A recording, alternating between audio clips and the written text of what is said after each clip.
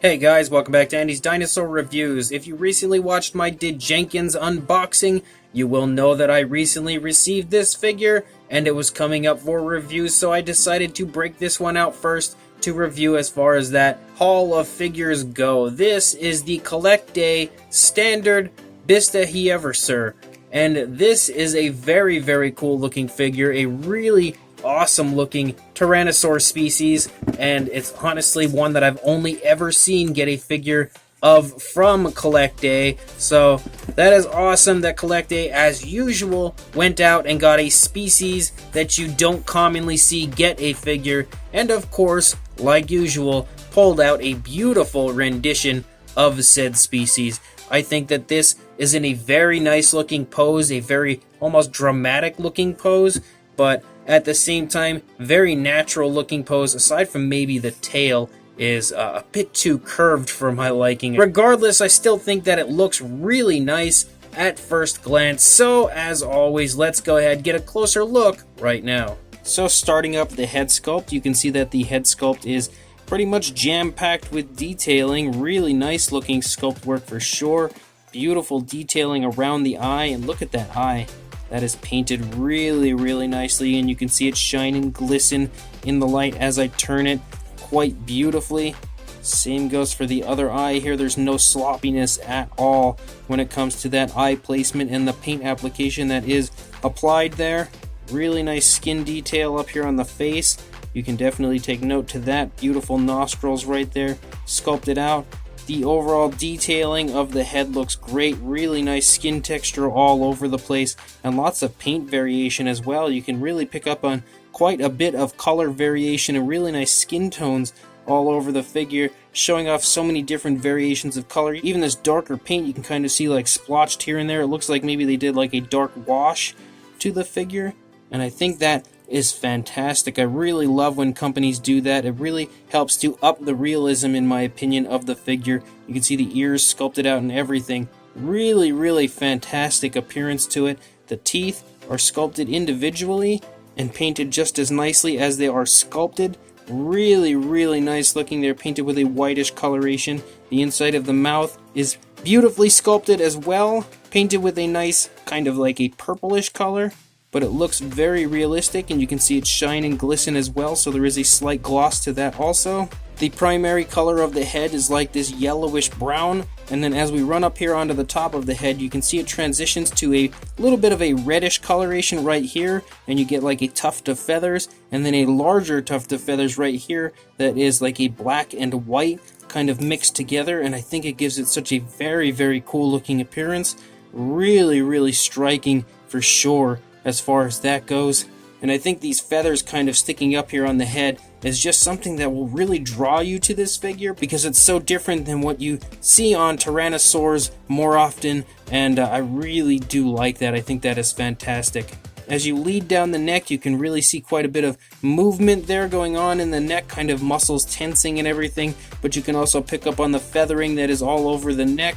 Really nicely done up here as well, and you can see the feathering run down here into these very small Tyrannosaurus arms, along with kind of some feathers that hang off of here, almost like small flight feathers like you would find on a bird. You can see that up here on the back, the feathers kind of ruffle up here and there, similar to what you see right here on the back of the head. That looks really cool, and then you can start to see a ridging going on, so like ridges running down along the spinal column of the dinosaur. So you've got an area that doesn't exactly have feathers on it, kind of creeping through and breaking through, but here and there you have the feathers kind of overtaking it in certain spots as well. You can take note to the shoulder blade a little bit right there, which is really cool to see.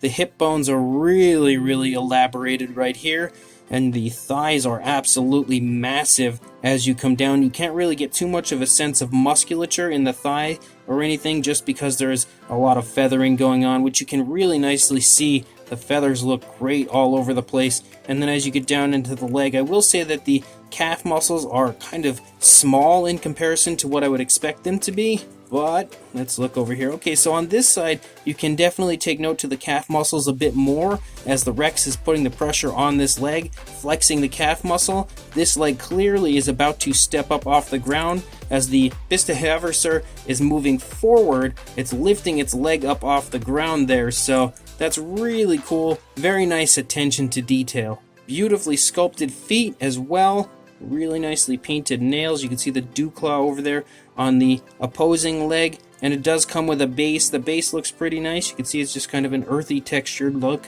and you've got some downed vegetation here and there. Kind of your typical trademark Collecta base from this time period, but it looks really good. Some people don't like that their figures are on bases, and I personally really do quite like it.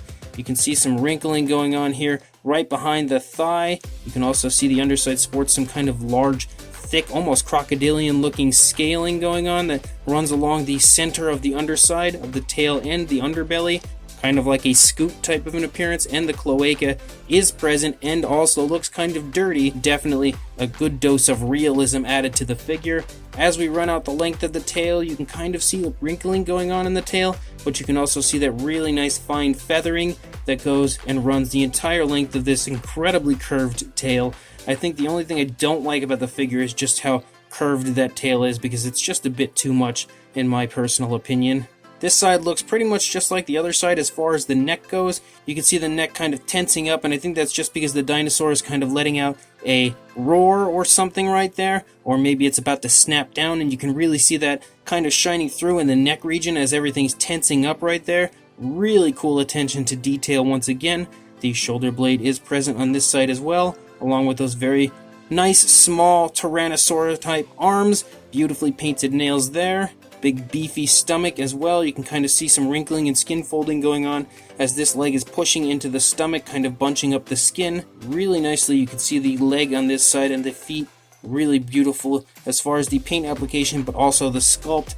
And you can get an idea of the muscle tone here a little bit more so on this side in the calf than you can see on the other side, because once again this side is pressing down into the body, holding up the entire body weight of the dinosaur as this leg is picking up, so you're going to see the muscles tensing a lot more on this side as well. Beautiful scaling on the underbelly. You can't get a perfect look at it due to the base, but what you can see looks really nice. And then when you get back here behind the tail, again some creases and wrinkling in the skin there, and you can see that the tail runs out and looks pretty much the same as it did on the opposing side over here. Really awesome looking figure. As far as a length goes, from the head there to the tail, about 5 inches or 13 centimeters in length, and for a height about 2.5, just under 2.5 inches, or about 6, maybe 6.5.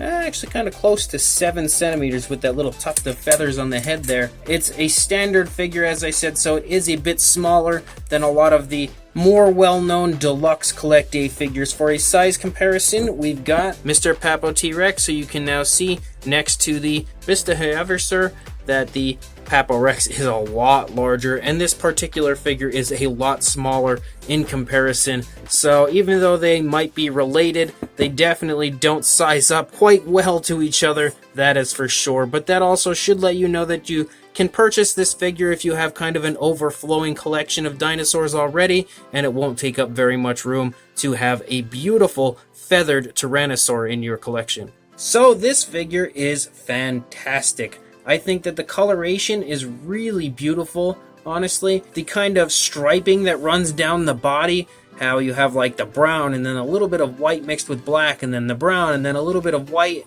and then some black and then some brown. That striping appearance looks so cool and is so different than most of what you would normally see on figures like this. I don't often see a paint job that's similar to that, so it's really cool, really unique. And I definitely quite like the paint scheme on this. Definitely a flashy look using much duller, more realistic colors. I think Collecta really achieved that beautifully here with this figure, and also the usage of that red up on the top of the head just also helps to give it a little bit of a striking look. But even the sculpt in general helps to give it a striking look just due to the fact that it has that kind of like tuft of feathers, almost like a crest of feathers up on the top of the head there, and then again in the back. It's something that's so unique and so different from most other figures of feathered tyrannosaurs that you would normally see, and was a really nice touch on the part of Collecta to include that, just to give this such a unique feel and a unique appearance. I really definitely do quite like that.